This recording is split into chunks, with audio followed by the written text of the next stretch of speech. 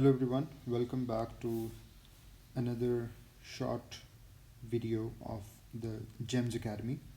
Today we are going to discuss a case of ectopic pregnancy, which is a high yield topic for your OSCE in the exams. So first we are going to talk about the definition of ectopic pregnancy. So what is ectopic pregnancy? The implantation of a fertilized ovum outside the uterine cavity.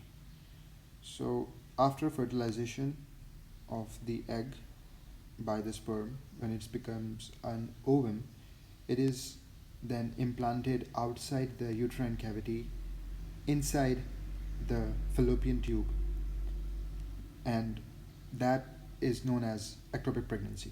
So what is the most common site of ectopic pregnancy? It is ampulla of fallopian tube. Now this question is a very high yield question which is asked by the examiners, and they love to ask this question because this is a very common, tested and very common site for this plantation of ectopic pregnancy. What could be the risk factors for females to develop ectopic pregnancy is going to be pelvic inflammatory disease or previous ectopic pregnancies, or if some female has intrauterine contraceptive device, then that can also be a risk factor for ectopic pregnancy. Assisted reproduction. What is meant by assisted reproduction? It is, for example, if someone have an IVF or some other kind of extra natural process other than the natural process.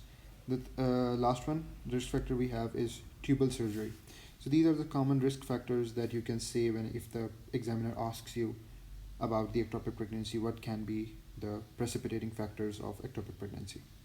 The classical triad, which is also commonly tested in your OSCE, is amenorrhea, lower abdominal pain, and vaginal bleeding.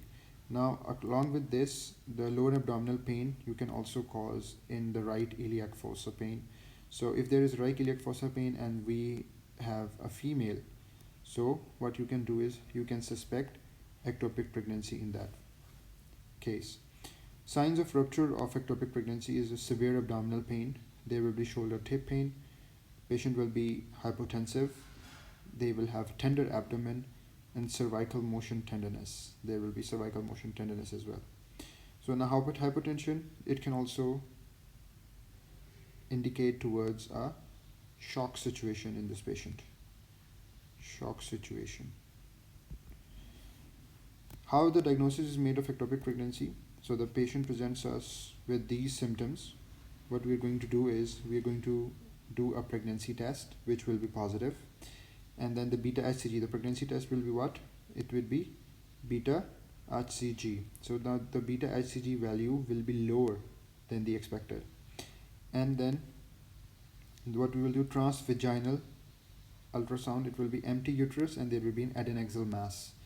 So this is basically the ovaries.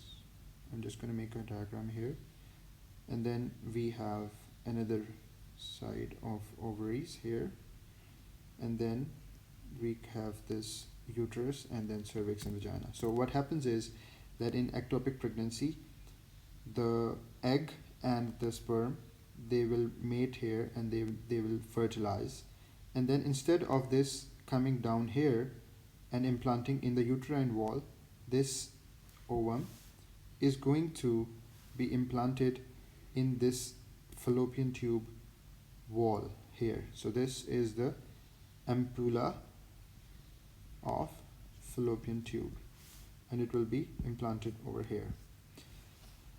Then we will find free fluid in the pouch of Douglas. This can be a finding or cannot be a finding, but the most important finding is that there will be empty uterus and there will be an adnexal mass, and the β-hCG value will be lower than the expected value. Then we come towards the management of ectopic pregnancy. So in the management of ectopic pregnancy is two kinds. The first one is going to be if the patient is stable and the ectopic pregnancy is not ruptured. So these are the signs of rupture. For example, there is severe abdominal pain, there is hypotension, there is tender abdomen, cervical motion tenderness. So we know that we can suspect that the ectopic pregnancy is ruptured. So if the patient is stable vitally stable, so their blood pressure is not too low and they are conscious, so conscious as well.